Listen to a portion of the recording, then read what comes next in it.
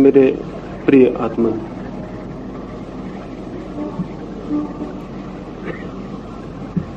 एक छोटी सी कहानी से मैं आज की चर्चा प्रारंभ करना चाहूंगा।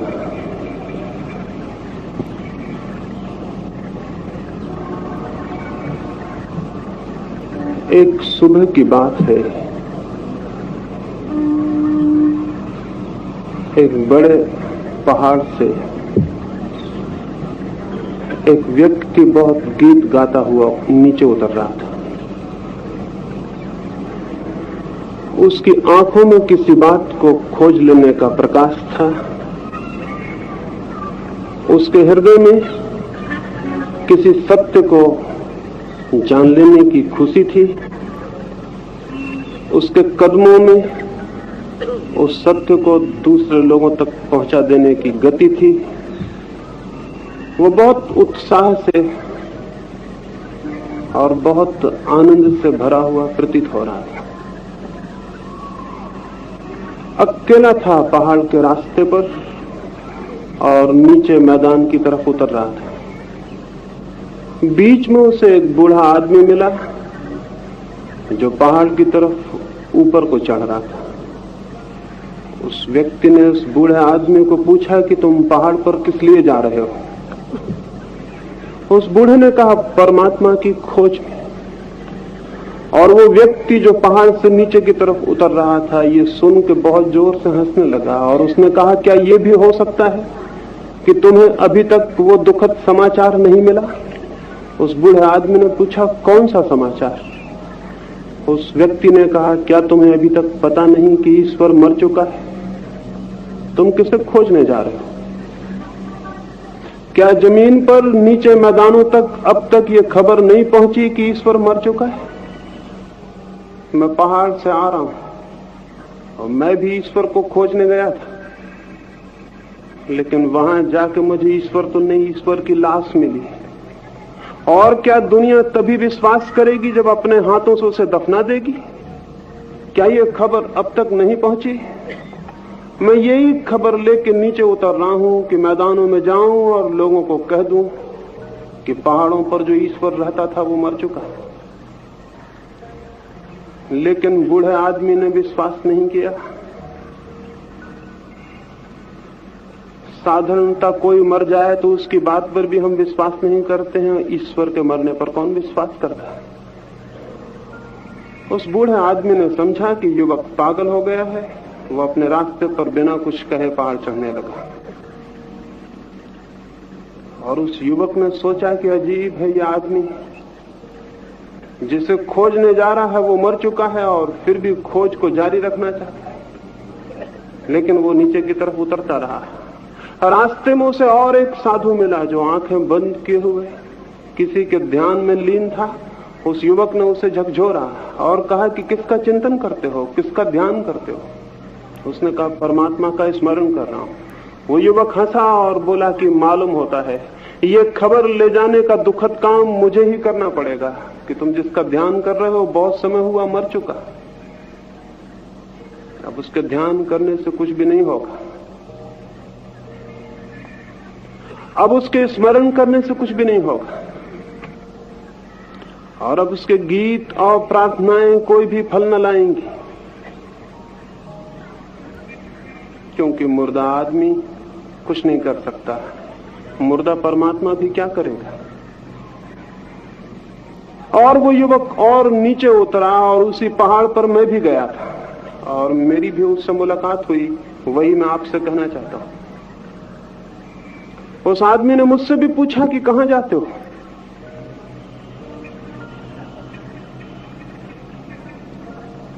इसके पहले कि मैं उसको कोई उत्तर देता, मैंने भी उससे पूछा, तुम कहां जाते हो? उसने कहा, एक खबर मेरे पास है, उसे दुनिया को मुझे कहना। और उसने मुझसे कहा कि ईश्वर मर गया है, तुम्हें पता चला? मैंने उस आदमी को कहा कि मेरे पास भी एक खबर है और वो मुझे भी दुनिया को कहनी है। और क्या तुम्हें पता है कि जो ईश्वर मरा वो ईश्वर था ही नहीं? एक झूठा ईश्वर मर गया है। कुछ लोग उस झूठे ईश्वर के जिंदा होने के ख्याल में हैं और कुछ लोग उस झूठे ईश्वर के मर जाने के ख्याल में हैं। लेकिन जो सच्चा ईश्वर था वो अब भी है और हमेशा रहेगा। तो मैंने उससे कहा कि तुम एक खबर दुनिया को कहना चाहते हो और मैं भी एक खबर कहना चाहता हूं कि जो मर गया है वो सच्चा ईश्वर नहीं था, क्योंकि जो मर सकता है वो जीवित ही न रहा होगा। जीवन का मृत्यु से कोई भी संबंध नहीं। जहां जीवन है वहां मृत्यु नहीं है, और जहां मृत्यु हो जानना कि जीवन भ्रामक था और झूठा था, कल्पित था। मृत्यु ही सत्य थी। वो जो मरा हुआ है वही केवल मरता है, जो जीवित है उसके मरने की कोई संभावना नहीं है। जीवन के मर जाने से ज्यादा असंभव और कोई बात नहीं हो सकती। और ईश्वर तो समग्र जीवन का नाम है। वो आदमी दुनिया के कोने कोने में अपनी खबर कहता फिरता है, मुझको भी उसका पीछा करना पड़ रहा है। जहां वो जाता है वहां मुझे भी जाना पड़ता है। जरूर आपसे भी उसने ये बात आके कही होगी कि ईश्वर मर चुका है। बहुत तरकीबें हैं उस बात के कहने की, बहुत से रास्ते हैं, बहुत सी व्यवस्थाएं हैं, बहुत ढंगों से ये खबर आप तक भी निश्चित ही पहुंच गई होगी कि ईश्वर मर चुका है। मैं आपको दूसरी बात कहना चाहूंगा इन आने वाले 4 दिनों की चर्चाओं में, वो ये कि जो ईश्वर मर चुका है वो जिंदा ही नहीं था।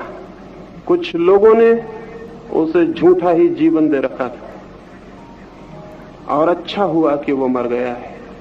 और अच्छा हुआ होता कि वो कभी पैदा ही ना होता, और अच्छा हुआ होता कि वो बहुत पहले मर गया होता। इसलिए ये खबर सुखद है, दुखद नहीं। लोगों ने आपसे बहुत रूपों में कहा होगा कि धर्म की मृत्यु हो गई है। ये बहुत अच्छा हुआ है, क्योंकि जो धर्म मर सकता है वो मर ही जाना चाहिए। उसे जिंदा रखने की कोई जरूरत नहीं है। और जब तक झूठा धर्म जिंदा रहेगा और झूठा ईश्वर जीवित मालूम पड़ेगा, तब तक सच्चे ईश्वर को खोजना अत्यंत कठिन है। क्योंकि सच्चे ईश्वर और हमारे बीच में झूठे ईश्वर के अतिरिक्त और कोई भी नहीं खड़ा हुआ है। मनुष्य के और परमात्मा के बीच में एक झूठा परमात्मा खड़ा हुआ है। मनुष्य के और धर्म के बीच में अनेक झूठे धर्म खड़े हुए हैं। वे गिर जाएं, वे जल जाएं, वे नष्ट हो जाएं, तो मनुष्य की आंखें उसकी तरफ उठ सकती हैं जो कि सत्य और परमात्मा है।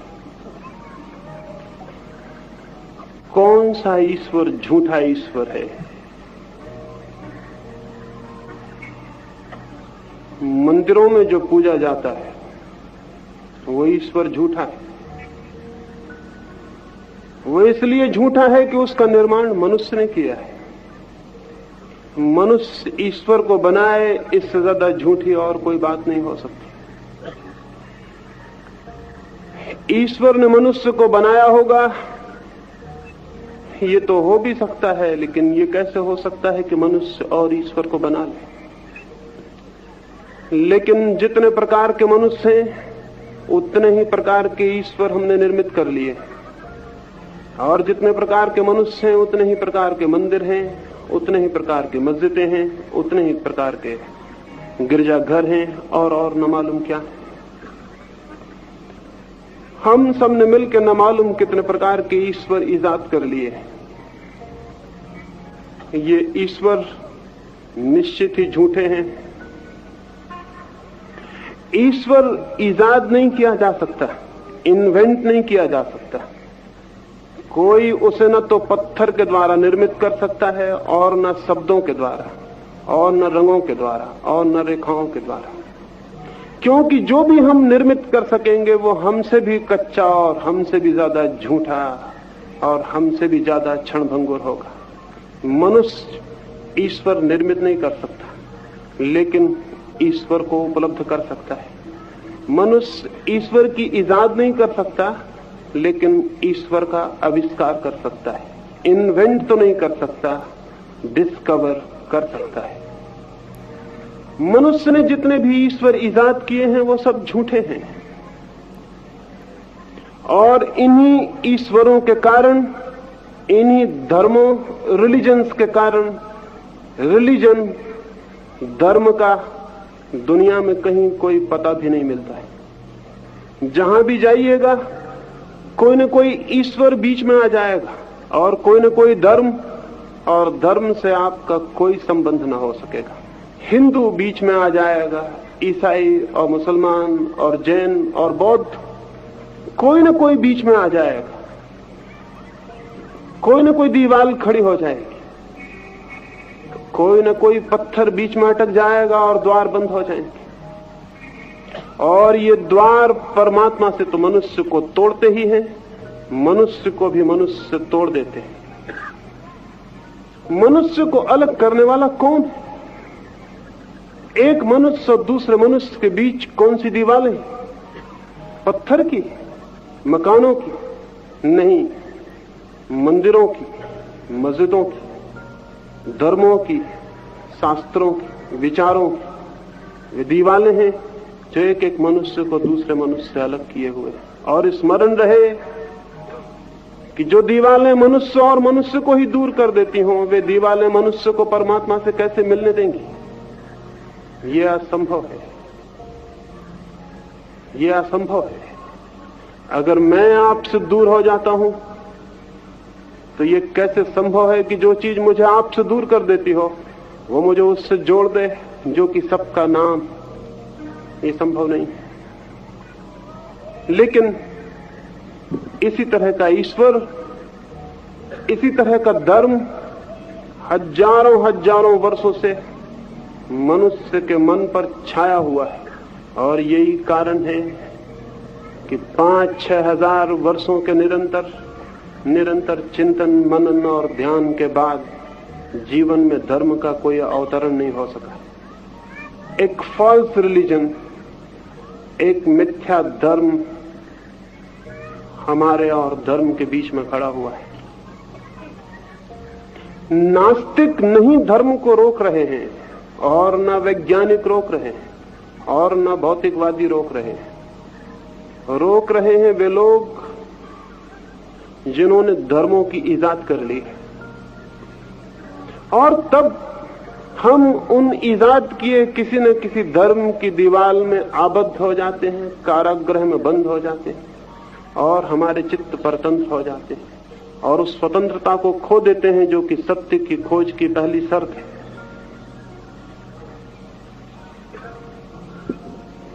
ऐसा ईश्वर मर गया है, मर जाना चाहिए। न मरा हो तो जिन लोगों को भी ईश्वर से प्रेम है उन्हें सहायता करनी चाहिए कि वो मर जाए, उसे दफना दिया जाना चाहिए। अगर समय रहते ये न हो सका तो सच्चे धर्म के अभाव में मनुष्य जाति का क्या होगा ये कहना बहुत कठिन है, और बहुत दुर्भाग्यपूर्ण भी है वो घोषणा करनी। और उस दिन की कल्पना भी मन को कपाने वाली है। आज भी मनुष्य का क्या हो गया है? आज भी मनुष्य क्या है?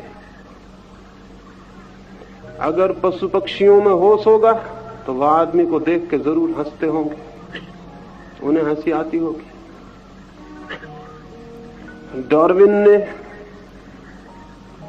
कुछ वर्षों पहले लोगों को समझाया कि मनुष्य जो है वो बंदर का विकास है, लेकिन एक बंदर ने मुझे बताया है कि मनुष्य जो है वो बंदर का पतन है। डार्विन समझ नहीं पाया। बंदर हंसते हैं आदमी पर और सोचते हैं कि ये उनका पतन है। ये कुछ बंदर भटक गए हैं और आदमी हो गए। और डार्विन को ख्याल था कि ये बंदरों का विकास है, ये केवल आदमी के अहंकार की भूल है। एक बंदर ने मुझे ही बताया। ये जो आदमी की आज स्थिति है ये कल और क्या होगी, और कौन इसे इस स्थिति को ऐसा बनाए हुए है? स्मरण रखिए, बीमारियों से भी ज्यादा घातक वे दवाइयां हो जाती हैं जो झूठी हों। स्मरण रखिए, समस्याओं से भी ज्यादा खतरनाक वे समाधान हो जाते हैं जो कि सच्चे न हो। क्योंकि समस्या तो एक तरफ बनी रहती है और समाधान दूसरी समस्याएं खड़ी कर देते। इधर 5000 वर्षों में धर्म के नाम पर जो कुछ हुआ उससे जीवन की कोई समस्या हल नहीं हुई, बल्कि और नई समस्याएं खड़ी हो गई। और हर समाधान अगर नई समस्याएं खड़ी कर देता हो तो ऐसे समाधानों से विदा लेने का समय आ गया है। उन्हें विदा दे देनी जरूरी है, क्योंकि बहुत सी व्यर्थ की समस्याएं उनके कारण खड़ी हुई हैं और समाधान तो कोई भी नहीं हुआ। मनुष्य ईश्वर के कितने निकट पहुंचा है। मंदिर तो बढ़ते जाते हैं, मस्जिद बढ़ती जाती हैं, गिरजे रोज नए नए खड़े होते जाते हैं, और ऐसा मालूम होता है कि अगर ये विकास इसी भांति चला तो आदमी के रहने के लायक मकान न बचेंगे, ईश्वर सब मकान घेर लेगा। लेकिन इन मंदिरों में, इन गिरजों में, इन मस्जिदों में होता क्या है? क्या मनुष्य के जीवन से कोई ईश्वर का संबंध वहां पैदा होता है? क्या मनुष्य के जीवन में कोई क्रांति वहां घटित होती है? क्या मनुष्य के जीवन का दुख और अंधकार वहां दूर होता है? क्या मनुष्य के जीवन की हिंसा और घृणा वहां समाप्त होती है? क्या मनुष्य के जीवन में प्रेम और प्रार्थना के गीत वहां पैदा होते हैं? क्या कोई सौंदर्य और क्या कोई सौंदर्य के फूल मनुष्य के हृदय पर वहां पैदा होते हैं, बनते हैं और निर्मित होते हैं? नहीं, बिल्कुल नहीं। बल्कि वहां मनुष्य के बीच घृणा पैदा होती है, क्रोध और हिंसा पैदा होती है। आज तक जितना संघर्ष, युद्ध और खूनपात मंदिरों के और मूर्तियों के नाम पर हुआ है, और किस चीज के नाम पर हुआ है, और मनुष्य की जितनी हत्या मनुष्यों के द्वारा निर्मित धर्म स्थानों को लेकर हुई है, और किस बात से हुई है। अगर हम अब भी इस बात को कहे चले गए कि हम इन्हीं स्थानों को धर्म स्थान मानते रहेंगे, तो निश्चित मानिए धर्म के अवतरण की फिर कोई संभावना नहीं। एक छोटी सी कहानी मुझे स्मरण आती है, वो मैं आपसे कहूं। एक चर्च के द्वार पर सुबह सुबह एक आदमी ने आके दस्तक लगाई। मैं तो उसे आदमी कह रहा हूं, लेकिन चर्च में जो लोग रहते थे वो उसे आदमी नहीं समझते थे, क्योंकि मंदिरों ने आदमियों और आदमियों में फर्क पैदा कर रखा है। वह आदमी काले रंग का था, और जिनका मंदिर था और जिनका परमात्मा था वो सफेद रंग के लोग थे। उस मंदिर के पुरोहित ने उस काले आदमी को कहा, यहां कैसे आए? उसने कहा, मैं परमात्मा की खोज में आया हूं। उस पुरोहित ने उसे नीचे से ऊपर तक देखा, काला आदमी और सफेद आदमियों के परमात्मा के मंदिर में आए, ये बिल्कुल समझ में आने वाली बात नहीं। लेकिन पुराने दिन होते तो उसने तलवार निकाली होती और उसे कहा होता, यहां से हट जाओ, तुम्हारी छाया पड़नी भी खतरनाक है। लेकिन दिन बदल गए और भाषाएं बदल गईं। उस पुरोहित ने बहुत प्रेम से कहा और कहा, मेरे भाई, मंदिर में आने से क्या होगा? जब तक तुम्हारा हृदय शांत ना हो और तुम्हारा मन विकारों से मुक्त ना हो, तब तक मंदिर में आके क्या करोगे? परमात्मा तो केवल उन्हें मिलता है जिनके हृदय शांत होते हैं और विकार से मुक्त होते हैं। तो तुम जाओ, पहले हृदय को पवित्र करो, फिर आना। उस पुरोहित ने सोचा होगा, न होगा हृदय पवित्र और न ये वापस आएगा। लेकिन ये बात उसने सफेद चमड़ी के लोगों से कभी भी नहीं कही थी। ये तो इस आदमी को इस मंदिर से दूर रखने का उपाय था। वो काला आदमी चला गया। कई महीनों के बाद रास्ते के चौराहे पर उस पुरोहित को वो दिखाई पड़ा। वो बहुत मगन, बहुत आनंदित और उसकी आंखों में कोई रोशनी झलकती थी। उस पुरोहित ने पूछा कि तुम दोबारा नहीं आए? उसने कहा कि मैं क्या करता, मैंने मन को पवित्र करने की कोशिश की, मुझसे जो बन पड़ता था वो मैंने किया, मैं शांत हुआ, मैंने एकांत खोजा। और एक दिन रात परमात्मा ने मुझे सपने में दर्शन दिए और उसने कहा कि तू किस लिए पवित्र होने की कोशिश कर रहा? मैंने उससे कहा कि वो जो मंदिर है हमारे गांव में, वो जो चर्च है, मैं उसमें प्रवेश पाना चाहता हूं। और उसके पुरोहित ने कहा है पहले पवित्र हो जाओ, तब आने के लिए द्वार खुल सकेगा। परमात्मा ये सुन के हंसने लगा और उसने कहा तू बिल्कुल पागल है, कोशिश छोड़ दे। 10 साल से मैं खुद ही उस चर्च में घुसने की कोशिश कर रहा हूं, वो पुजारी मुझे घुसने ही नहीं देता। मैं खुद ही सफल नहीं हो सका हूं और निराश हो गया हूं, तू भी वहां प्रवेश नहीं पा सकेगा। और ये बात एक मंदिर के बाबत नहीं, सभी मंदिरों के बाबत है। और ये बात एक पुजारी के संबंध में नहीं, सभी पुजारियों के संबंध में है। जहां भी मंदिर हैं और जहां भी पुजारी हैं, वहां उन्होंने परमात्मा को कभी प्रवेश नहीं पाने दिया और न वे पाने देंगे, क्योंकि परमात्मा और पुजारी दोनों एक साथ नहीं चल सकते। परमात्मा प्रेम है, पुजारी व्यवसाय। प्रेम और व्यवसाय का क्या संबंध? जहां पुजारी है वहां दुकान, वहां मंदिर कैसे हो सकता है?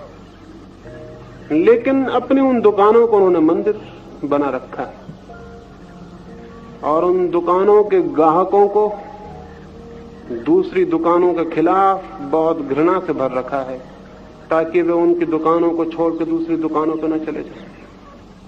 इसलिए एक मंदिर दूसरे मंदिर के विरोध में और एक मंदिर का परमात्मा दूसरे मंदिर के परमात्मा के विरोध में। क्या ये धर्म की स्थिति है? और क्या इसके द्वारा धर्म को गति मिली है, प्राण मिले? धर्म निष्प्राण हुआ है। इस भांति का ईश्वर मर गया हो, इससे ज्यादा सुखद सुसमाचार और दूसरा नहीं हो सकता। लेकिन अगर वो मर भी गया हो तो पुजारी इसकी खबर आपको पता नहीं चलने देंगे, क्योंकि ये आपको पता पर चल जाना बहुत खतरनाक होगा। इसलिए वे उस मरे हुए ईश्वर के आसपास भी मंत्र पढ़ते रहेंगे और पूजा करते रहेंगे। इसलिए नहीं कि परमात्मा से उन्हें बहुत प्रेम, बल्कि इसलिए कि उनके जीवन का आधार यही पूजा है। वे इसी से जीते, यही उनकी आजीविका है। जिन लोगों ने परमात्मा को आजीविका बनाया, उन लोगों ने ही मनुष्य को परमात्मा से दूर करने के उपाय किए। तो जहां भी परमात्मा आजीविका बन गया हो, जान लेना कि वहां परमात्मा नहीं हो सकता है। परमात्मा प्रेम है और प्रेम का व्यवसाय नहीं हो सकता, उसकी आजीविका नहीं हो सकती। प्रार्थना बेची नहीं जा सकती और प्रार्थना दूसरे के लिए की भी नहीं जा सकती। और प्रेम में कोई मध्यस्थ नहीं होता है और न कोई दलाल होता। जहां दलाल हो और मध्यस्थ हो, वहां प्रेम असंभव है। वहां सौदा होगा, बार्गेन होगा, प्रेम नहीं हो सकता। प्रेम सीधा होता है, प्रेम के बीच में कोई भी मौजूद नहीं होता। परमात्मा और मनुष्य के बीच में जिस दिन से पुजारी मौजूद हुआ, उसी दिन से सारी बात खराब हो गई। ऐसा परमात्मा मर जाए, इससे ज्यादा शुभ कुछ भी नहीं है, क्योंकि ऐसा परमात्मा जिंदा ही नहीं है। और इसकी मृत्यु से उस परमात्मा के जीवन की तरफ हमारी आंखें उठनी शुरू होंगी, जो कि वस्तुतः जीवन है, महाजीवन है, परम जीवन है। हिंदू, मुसलमान, ईसाई और जैन और बौद्ध और इस तरह के सभी नाम दुनिया से विदा होने चाहिए, तो दुनिया में धर्म का जन्म हो सकता है। और इसी भांति शास्त्रों, शब्दों और सिद्धांतों का ईश्वर भी मर गया, वो भी सच्चा ईश्वर नहीं। सब शास्त्र और सिद्धांत मनुष्य की, मनुष्य के चित्त और बुद्धि के अनुमानों से ज्यादा नहीं। वे अंधेरे में फेंके गए उन तीरों की भांति हैं जो लग भी जाते हों तो भी उनके लगने का कोई अर्थ नहीं, उनका लग जाना बिल्कुल संयोगिक है। मनुष्य सोचता रहा है, जीवन में जहां जहां अज्ञान है और अंधेरा है, मनुष्य विचार करता रहा है, अनुमान करता रहा है। अनुमानों के बहुत शास्त्र सारी जमीन पर इकट्ठे हो गए। इन अनुमानों में, इन कल्पनाओं में, इन धारणाओं में कोई सत्य नहीं है, कोई ईश्वर नहीं, क्योंकि ईश्वर का अनुभव तो वहीं शुरू होता है जहां सब अनुमान, सब विचार, सब धारणाएं शांत हो जाती, जहां चित्त मौन और निर्विचार को उपलब्ध होता है, वहीं वो सत्य को जानने में समर्थ होता है। जहां सारे शास्त्र शून्य हो जाते हैं, वहीं उसका उद्घाटन होता है जो सत्य है। इसलिए शब्दों में जो भटके हों, शब्दों को जिन्होंने पकड़ रखा हो, शास्त्रों को जिन्होंने अपनी आत्मा समझ रखी हो, उनका सत्य से कोई संबंध न हो सकेगा। अनुमान करने में मनुष्य की बुद्धि प्रखर है, तीव्र है, और अनुमान के द्वारा अपने अज्ञान को ढक लेने में भी हम बहुत होशियार हैं। जहां जहां अज्ञान है वहां वहां हम कोई अनुमान कर लेते हैं, कोई कल्पना कर लेते हैं, और धीरे धीरे उस कल्पना पर विश्वास करने लगते हैं। क्यों? क्योंकि उस कल्पना पर विश्वास करने से हमारे अज्ञान का बोध नष्ट हो जाता है। हमें लगता है कि हम जानते हैं। जिस मनुष्य को यह लगता हो कि मैं जानता हूं ईश्वर को, वो ईश्वर को कभी ना जान सकेगा, वो ईश्वर को कभी भी नहीं जान सकेगा, क्योंकि उसका जानना निश्चित ही किन्हीं शास्त्रों और सिद्धांतों की पकड़ पर निर्भर होगा। कुछ उसने सीख लिया होगा, कुछ उसने समझ लिया होगा, कुछ उसने स्मरण कर लिया होगा, वही उसका ज्ञान बन गया होगा। ऐसा ज्ञान नहीं, बल्कि ऐसा अज्ञान कि मैं जीवन सत्य के संबंध में कुछ भी नहीं जानता हूं। इस बात का बोध कि मुझे जीवन सत्य के संबंध में कुछ भी पता नहीं, कुछ भी ज्ञात नहीं, ऐसी इग्नोरेंस का स्पष्ट एहसास, ऐसी प्रतीति कि मुझे पता नहीं है, मनुष्य के चित्त को शब्दों के भार से मुक्त कर देती है, और वो मौन पैदा होता है जो उसे जानने की तरफ ले जा सकता है। किसी ने ये घोषणा कर दी एथेंस में कि सुकरात सबसे बड़ा ज्ञानी। लोग सुकरात के पास गए और उन्होंने सुकरात से कहा कि लोगों ने घोषणा की है कि तुम सबसे बड़े ज्ञानी हो। सुकरात हंसा और उसने कहा, उनसे जाओ और कहना कि जब मैं युवा था तो मुझे ऐसा भ्रम था कि मैं ज्ञानी। फिर जैसे जैसे मेरी उम्र बढ़ी, मेरा ज्ञान बिखरता गया और पिघलता गया और बह गया। अब जबकि मैं मौत के करीब आ गया हूं, और अब जब मुझे कोई भी किसी से डर नहीं है, मैं एक सच्ची बात कह देना चाहता हूं कि मैं कुछ भी नहीं जानता हूं। जाओ और उन लोगों को कह दो कि सुकरात तो कहता है कि वो महा अज्ञानी है। वे लोग गए और उन्होंने जाके, जो लोग इसकी घोषणा गांव में करते फिरते थे, उनसे जाके कहा कि सुकरात तो कहता है वो महाज्ञानी है। उन्होंने कहा इसीलिए तो हम कहते हैं कि उसको परम ज्ञान उपलब्ध हुआ है, क्योंकि जो ये कहने में समर्थ हो गया और जो इस सत्य को जानने में समर्थ हो गया है कि मैं कुछ भी नहीं जानता हूं, इस शांत और मौन, इस इनोसेंट, इस निर्दोष स्थिति में ही जानने के द्वार खुल सकते हैं। जिसको ये ख्याल हो कि मैंने जान लिया है, उसका तो अहंकार और मजबूत हो जाएगा। ज्ञानियों के अहंकार से ज्यादा बड़ा अहंकार और किसी का भी नहीं होता। उनकी तो ईगो उनका तो मैं भाव कि मैं कुछ हूं और भी प्रबल हो जाएगा। और जिसको ये वहम हो जाए कि मैं हूं, वो परमात्मा से नहीं मिल सकेगा, क्योंकि परमात्मा में मिलने की पहली शर्त यह है कि जैसे बूंद अपने को सागर में खो देती है, ऐसे ही कोई अपने अहंकार को सर्व के साथ निमज्जित कर दे, सर्व के साथ खो दे। वो जो चारों तरफ फैला हुआ विस्तार है, वो जो असीम और अनंत सत्ता है चारों ओर, उसमें अपने को डुबा दे और खो दे। सुकरात ने कहा कि मैं महाअज्ञानी हूं। क्या आप भी किसी क्षण में इस बात को अनुभव कर पाते हैं कि आप महाअज्ञानी हैं? अगर कर पाते हैं तो किसी न किसी दिन परमात्मा वो क्षण निकट लाएगा जब ज्ञान का जन्म हो सके। लेकिन अगर आप भी अपने मन में ये दोहराते हो कि मैं जानता हूं, तो स्मरण रखना, ये जानने का भ्रम कभी भी नहीं जानने देगा। ज्ञानियों का ईश्वर मर गया है। उनका ईश्वर जिनको ये ख्याल है कि हम जानते, पंडितों का ईश्वर मर गया है। अब तो उन लोगों के ईश्वर के लिए इस जगत में जगह होगी जिनके हृदय बच्चों की तरह सरल हों और जो ये कह सकें कि हम नहीं जानते, और उस न जानने के बिंदु से जिनकी खोज शुरू हो सके, जो न जानने के स्थान से खोज कर सकें और यात्रा कर सकें। सच तो यह है, इंक्वायरी या कोई भी खोज तभी प्रारंभ होती है जब न जानने का भाव गहरा और प्रबल हो जाए। जब जानने का भाव गहरा हो जाता है तो खोज बंद हो जाती है, टूट जाती है, समाप्त हो जाती है। लेकिन हम सभी लोग कुछ न कुछ जानने के ख्याल में,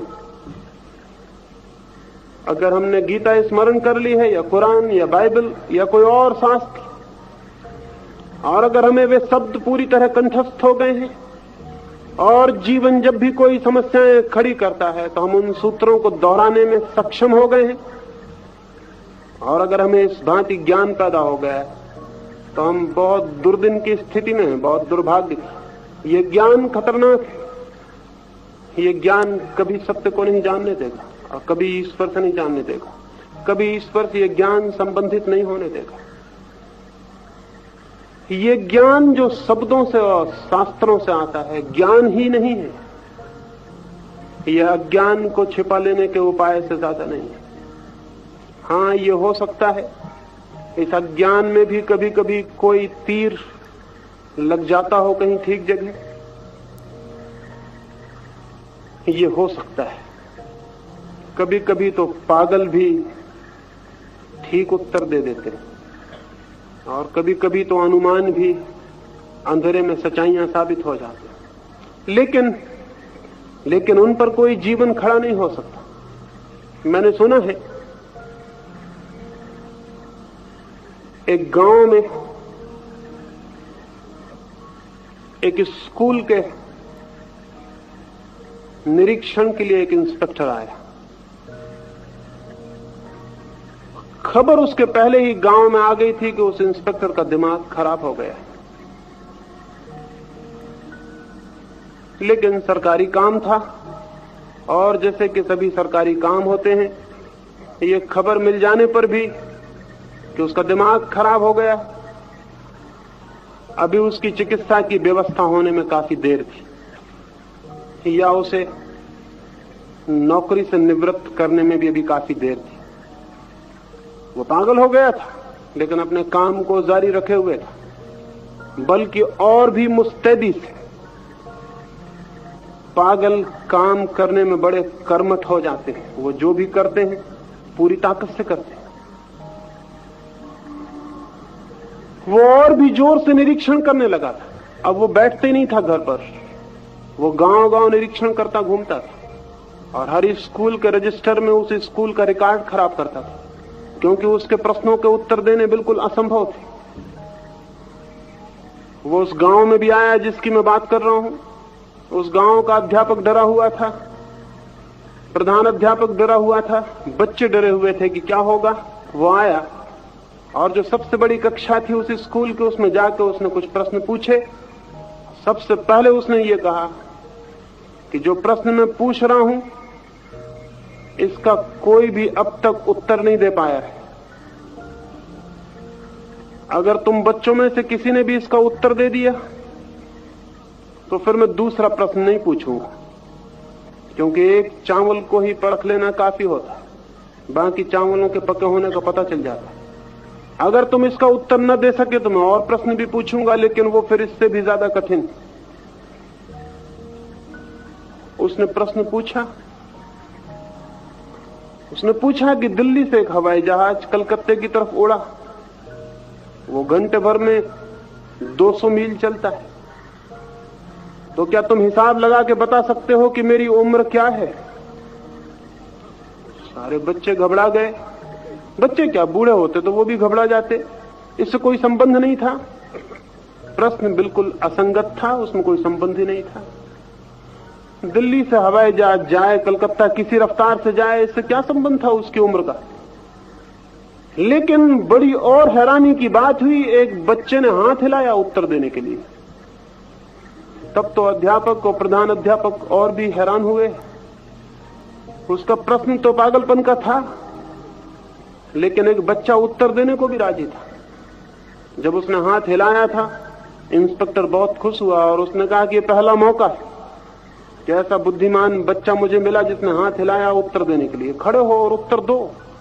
उस बच्चे ने कहा, ये उत्तर मैं ही दे सकता हूं, और आप सारी जमीन पर घूम लेते तो भी ये उत्तर नहीं मिल सकता।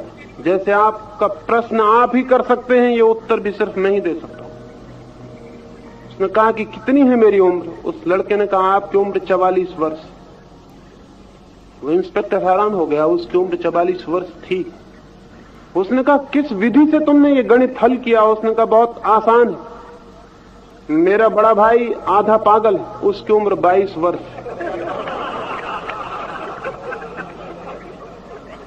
तो बिल्कुल ही आसान सवाल है। आपकी उम्र 44 वर्ष होनी ही चाहिए। ये ईश्वर के संबंध में, आत्माओं के संबंध में, परलोक, स्वर्ग और नरक और मोक्ष के संबंध में जो प्रश्न पूछे गए हैं, वो इस पागल के प्रश्न से भी ज्यादा असंगत है। और इनके उत्तर देने वाले भी मिल गए। ये कितनी असंगत बात है कि हम पूछें, ईश्वर कैसा है, कहां है, कहां रहता है? हम जिन्हें अपना भी पता नहीं, हम ईश्वर के संबंध में ये प्रश्न पूछे। हम जिन्हें ये भी पता नहीं कि हम कहां हैं,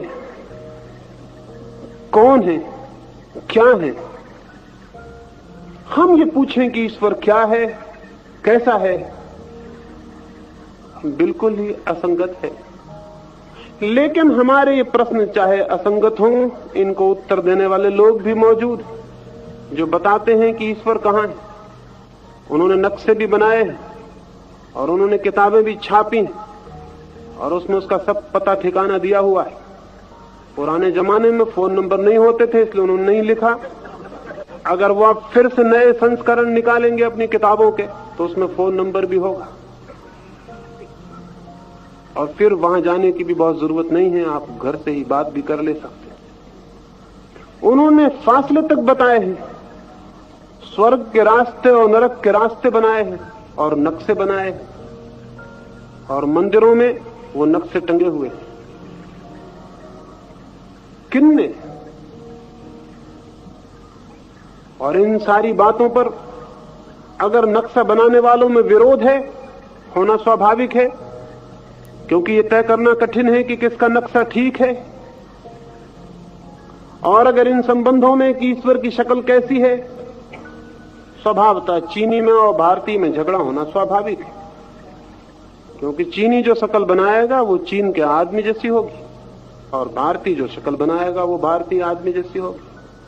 और नीग्रो जो शक्ल बनाएगा उसमें वो पतले ओंठ नहीं लगा सकता, उसके बाल घुंघराले होंगे, शक्ल काली होगी और ओंठ वैसे होंगे जैसे नीग्रो के होते। तो झगड़ा होना स्वाभाविक है कि ईश्वर के ओंठ कैसे हैं, तो भारतीयों का उत्तर दूसरा होगा और नीग्रो का उत्तर दूसरा और चीनी का उत्तर दूसरा। ये बिल्कुल स्वाभाविक है। और इन झगड़ों को तय करने का रास्ता फिर एक ही रह जाता है कि कौन कितने जोर से तलवार चला सकता है और कौन कितने जोर से लोगों को मार सकता है। जो जितना ज्यादा जोर से मार सकता है और मारने में जीत सकता है उसका उत्तर सही है। तो वो स्कूल के इंस्पेक्टर पे मत हंसिए, सारी दुनिया के इतिहास पे हंसिए, पंडितों पे हंसिए। उत्तर के सही होने का सबूत क्या है? सबूत यह है कि हम 60 करोड़ हैं, तुम 20 करोड़। सबूत यह है कि अगर तुम लड़ोगे तो हम तुम्हारी हत्या कर देंगे, तुम हमारी नहीं कर पाओगे, इसलिए हम सही हैं। इसलिए तो सारी दुनिया के धर्म अपनी संख्या बढ़ाने के लिए पागल है, क्योंकि संख्या बल है और सत्य की गवाही में संख्या के सिवाय और कौन सा बल है। इसलिए सारे दुनिया के धर्म पुरोहित राजाओं को दीक्षित करने के लिए दीवाने और पागल रहे, इसलिए कि राजा के पास बल है और जो राजा जिस धर्म में दीक्षित हो जाएगा वो धर्म सत्य हो जाएगा।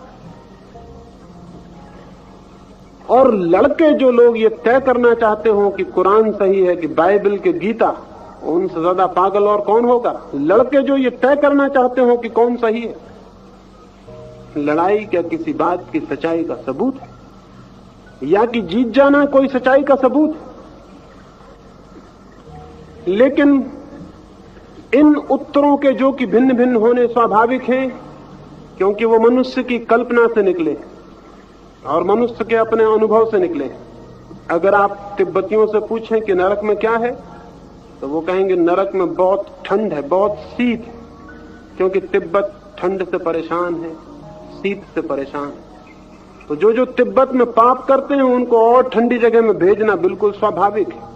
ये बिल्कुल अनुभव की बात है कि उनको और ठंडी जगह में भेज दो जो पाप करते हैं। लेकिन भारतीयों से पूछिए कि तुम्हारा नरक कहता है, तो वहां पे आग की लपटें जल रही हैं, कढ़ाए जल रहे हैं और उन कढ़ाओं में जलते हुए कढ़ाओं में लोगों को डाला जा रहा है, क्योंकि हम गर्मी से परेशान हैं, सूरज तप रहा है। तो हमारा नरक गर्म होगा, ये बिल्कुल स्वाभाविक है। ये हमारा अनुमान बिल्कुल स्वाभाविक है। हम अपने पापी को ठंडी जगह नहीं भेज सकते। ठंडी जगह तो हम अपने मिनिस्टरों को भेजते हैं, ठंडी जगह तो हम अपनी राजधानियां बदलते हैं। पापियों को ठंडी जगह भेजेंगे तब तो बड़ा गड़बड़ हो जाएगा। पापियों को हम गर्म जगह भेजेंगे। ये हमारी कामना गर्म जगह भेजने की, उनको सताने की, हमारे नरक का निर्माण बन जाता है। नरक हमारा गर्म हो जाता है। ये हमारा अनुमान है। इस अनुमान से नरक के होने का न पता चलता है कि वो गर्म है या ठंडा, या है भी या नहीं। इससे केवल एक बात पता चलती है कि किस कौम ने और किस तरह के लोगों ने ये कल्पना की। तो हमारे शास्त्र ये नहीं बताते कि सत्य कैसा है, हमारे शास्त्र ये बताते हैं कि उनको बनाने वाले लोग कैसे हैं।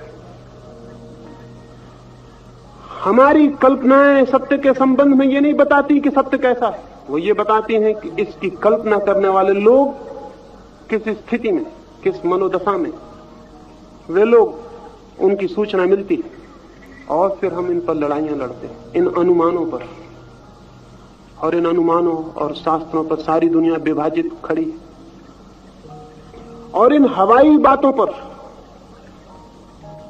हम एक दूसरे की हत्या करते रहे, लेकिन हम लोगों को समझाते रहे कि तुम मरो, फिक्र मत करो, जो धर्म के लिए मरता है वो स्वर्ग जाता है। और तब ऐसे नासमझ खोज लेने कठिन नहीं है जो कि स्वर्ग जाने की उत्सुकता में जमीन को बर्बाद करने के लिए राजी हो जाए। और ऐसे पागल जमीन पर काफी हैं जिन्हें शहीद होने में बहुत मजा आ जाए। और ये सारा हमारा इतिहास ऐसे झूठे ईश्वरों के आसपास इर्द गिर्द निर्मित हुआ है, शब्दों के आसपास, अनुमानों के आसपास, सत्य के निकट नहीं। सत्य के निकट कोई संगठन खड़ा नहीं हो सकता। संगठन हमेशा झूठ के करीब ही खड़े हो सकते हैं। सत्य के इर्द गिर्द कोई संगठन, कोई ऑर्गेनाइजेशन खड़ा नहीं हो सकता। नहीं हो सकता इसलिए कि सत्य का अनुभव अत्यंत वैयक्तिक है, समूह से उसका कोई संबंध नहीं। 10 आदमी इकट्ठे बैठ के सत्य का अनुभव नहीं कर सकते, भीड़ से उसका कोई वास्ता नहीं। एक व्यक्ति अपने एकांत में, तन्हाई में, अकेलेपन में अपने भीतर डूबता, शांत होता है, मौन होता है और उसे जानता है। व्यक्ति और व्यक्ति ही केवल सत्य को जानते हैं, समूह और समाज नहीं। इकट्ठे होकर सत्य को नहीं जाना जा सकता, इकट्ठे होकर संगठन बनाया जा सकता है, लेकिन इकट्ठे होकर धर्म को नहीं पाया जा सकता। संगठनों का ईश्वर मर गया, मर जाना चाहिए, लेकिन धर्म का ईश्वर वो बात ही और है। वही अकेला जीवन है, वही अकेला जीवन है। उसके अतिरिक्त तो सब मृत है, उसके अतिरिक्त तो कुछ है ही नहीं। उसको जानने के लिए संगठन में नहीं, साधना में जाना जरूरी है। साधना अकेले की बात है, संगठन भीड़ और समूह की। और हम सारे लोग अब तक धर्म को समूह और संगठन की बात समझते रहे। हम समझते हैं कि हिंदू हो जाना धार्मिक हो जाना, मुसलमान हो जाना, पारसी हो जाना धार्मिक हो जाना। कैसी पागलपन की बातें हैं। किसी एक संगठन के हिस्से हो जाने से कोई धार्मिक होता? धार्मिक होने का अर्थ ही कुछ उल्टा है इसके। संगठन का हिस्सा होकर कोई धार्मिक नहीं होता, बल्कि संगठनों से जो मुक्त हो जाता है वो धार्मिक हो जाता है।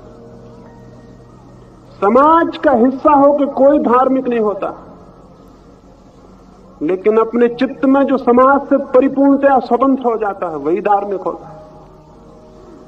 समाज और संगठन में तो हम किन्हीं और कारणों से इकट्ठे होते हैं, किसी भय के कारण, किसी सुरक्षा के लिए,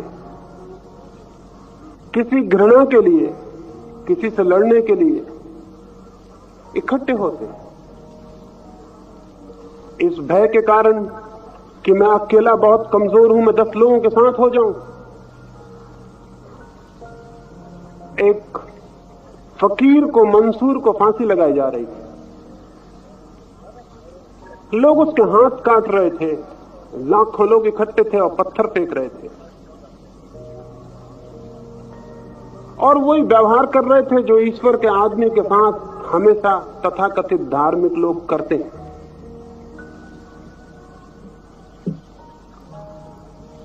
उसकी आंखें फोड़ डाली थी, उसके पैर काट डाले थे, उस पर पत्थर फेंक रहे थे, लेकिन वो मुस्कुरा रहा था और वो परमात्मा से प्रार्थना कर रहा था। लेकिन तभी एक फकीर ने भी, जो उस भीड़ में खड़ा था, एक मिट्टी का ढेला उठा के उसकी तरफ फेंका। मंसूर अब तक मुस्कुरा रहा था, उसके आंखें फोड़ दी गई थी, उनसे खून बह रहा था, उसके पैर काट दिए गए थे, वो मरने के करीब था। उस पर पत्थर मारे जा रहे थे जो उसके शरीर को छत विछत कर रहे थे, लेकिन वो हंस रहा था और उसकी आंखों में, उसके होंठों पर, उसके हृदय में इस सारी पीड़ा और दुख के बीच भी प्रार्थना और प्रेम था। लेकिन एक मिट्टी का ढेला एक फकीर ने भी फेंका जो भीड़ में खड़ा था, और मंसूर रोने लगा। लोग बड़े हैरान हुए और एक आदमी ने पूछा कि तुम्हें इतना सताया गया, तुम नहीं रोए और एक छोटे से मिट्टी के ढेले को फेंकने से?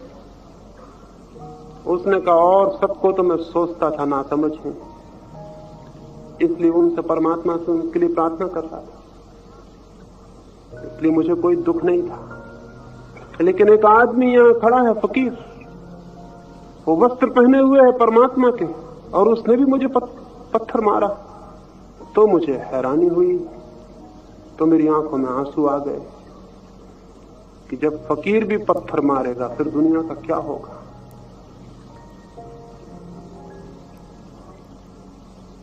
लेकिन फकीर तो बहुत दिन से पत्थर मार रहे हैं, और इसलिए तो दुनिया का यह हाल हो गया है जो हुआ है। भीड़ बिखर गई, वो आदमी मंसूर तो मर गया, उसकी सुबास तो उड़ गई। उस फकीर से कुछ दूसरे फकीरों ने पूछा कि तुमने पत्थर क्यों मारा? उसने कहा, भीड़ का साथ देने के लिए। अगर मैं भीड़ का साथ न देता तो लोग समझते कि पता नहीं ये भी मंसूर को पसंद करता है। उन फकीरों ने कहा, पागल, अगर साथ ही देना था तो उसका देना था जो अकेला था। साथ भी दिया उनका जो बहुत थे।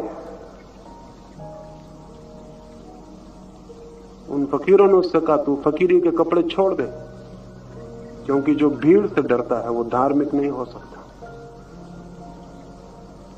जो भीड़ से डरता है वो कभी धार्मिक नहीं हो सकता,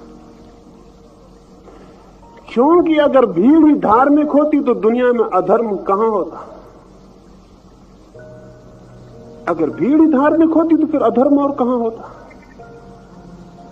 भीड़ तो अधार्मिक है, इसलिए जो भीड़ से भयभीत है और भीड़ का अंग बना रहता है वो कभी भी धार्मिक नहीं हो पाएगा। भीड़ से मन तो मुक्त होना चाहिए। इसका ये मतलब नहीं है कि मैं आपसे ही कह रहा हूं कि आप भीड़ को छोड़ दें और जंगलों में चले जाएं। जमीन बहुत छोटी है, अगर सारे लोग जंगलों में चले गए तो वहां बस्तियां बस जाएंगी, तो कोई फर्क ना पड़ेगा। ये मैं नहीं कह रहा हूं कि आप गांव छोड़ दें और जंगलों में चले जाएं। कुछ लोगों ने ये गलती भी की है कि जब उनको ये कहा जाता है कि तुम भीड़ से मुक्त हो जाओ तो भीड़ को छोड़ के भागने लगते। भागने वाला कभी मुक्त नहीं होता, भागने वाला भी डरने वाला है। अगर मुक्त होना है तो बीच में रहो और मुक्त हो जाओ। वो तो अभय की, फियरलेसनेस की सबूत होगा। दो तरह के लोग हैं, भीड़ में रहते हैं तो भीड़ से दब के और डर के रहते हैं। यही डरे हुए लोगों को जब कभी ये ख्याल पैदा होता है कि हम मुक्त हो जाएं तो ये जंगल की तरफ भागते हैं, क्योंकि वहां भीड़ ही नहीं रहेगी तो डराएगा कौन। सवाल ये नहीं है कि डराने वाला ना हो, सवाल ये है कि आप डरने वाले न रहें। इसलिए जंगल जाने से कुछ भी नहीं होगा। जो जंगल भागते हैं भयभीत डरे हुए लोग। जिंदगी से भागने वाला धर्म सच्चा धर्म नहीं हो सकता। जिंदगी के बीच जहां जीवन चारों तरफ है वहीं मुक्त हुआ जा सकता है। मुक्त होने का मतलब कोई शारीरिक और बाह्य मुक्ति नहीं है। मुक्त होने का मतलब है मानसिक स्वतंत्रता।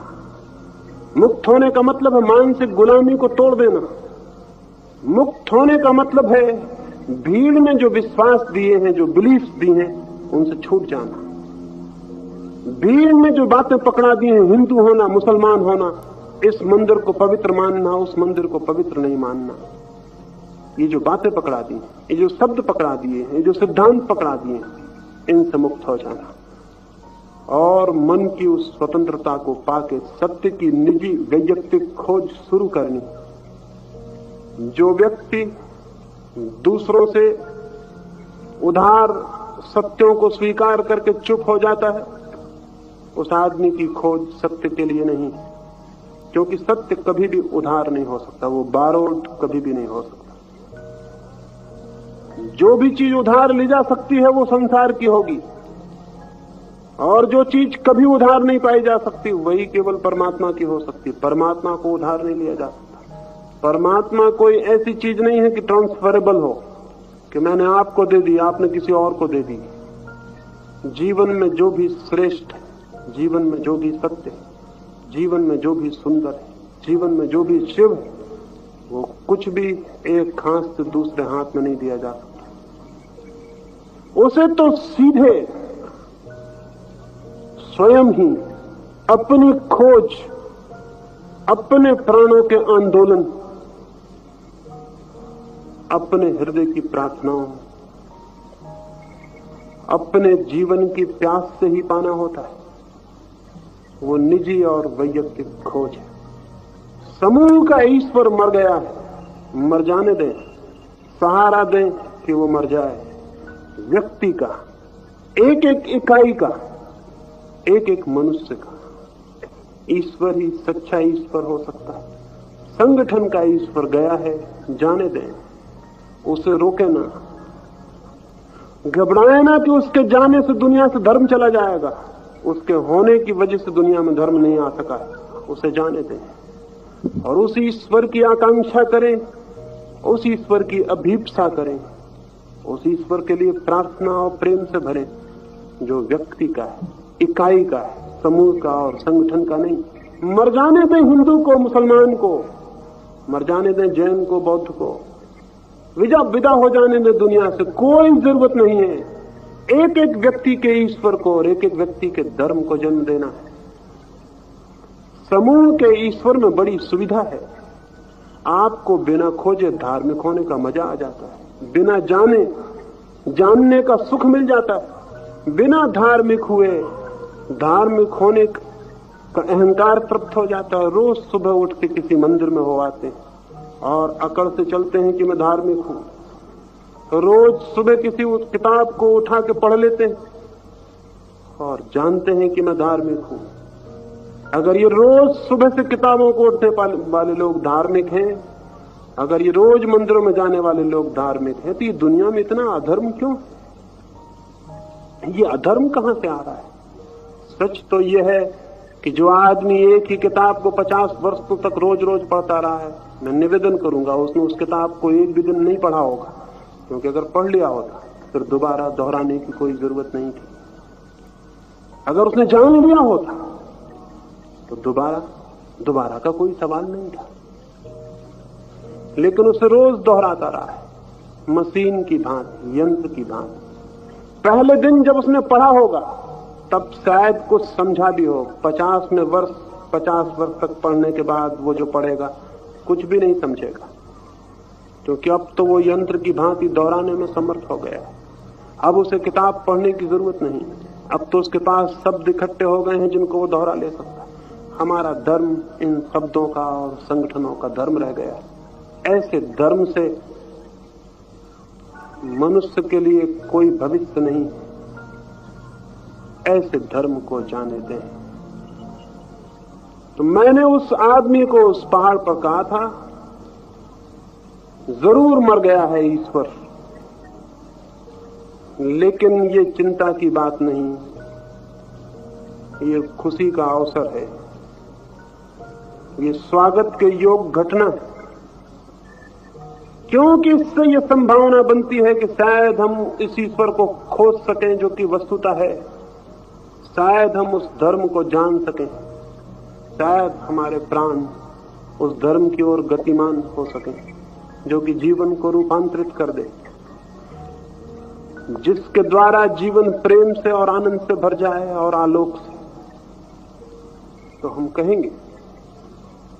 कहेंगे कि वो धर्म है, और जिसके द्वारा जीवन इन सारी बातों से न भरा हो और अंधकार अपनी जगह रहा हो और धर्म की पूजाएं और प्रार्थनाएं एक तरफ चलती रही हो और दुनिया की दीनता और दरिद्रता और दुख और दुर्भाग्य कोई भी परिवर्तित ना हुआ हो और मनुष्य वैसा का वैसा हो, वैसा का वैसा जैसा हजारों साल पहले था।